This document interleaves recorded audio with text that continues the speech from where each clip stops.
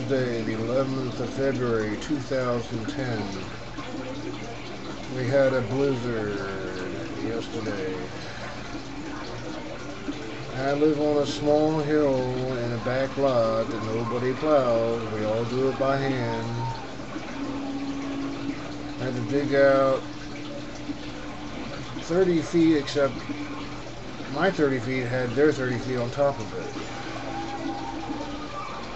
And the hill was not done. So I go out to get beer, and I get back, and I almost get stuck in the only little teeny place you can get up. Luckily, I had chains. I dig myself out and slide back down to the flat space with the chains on. Then I was able to find, because the cable's out, old tapes. We got The Spirit was fun. The end of Battlestar Galactica, their comments was nice. And now we got The Last Sentinel. I have my own feelings about things, but obviously I'm a nobody, right? I just ain't gonna feel this weak for a while, I hope.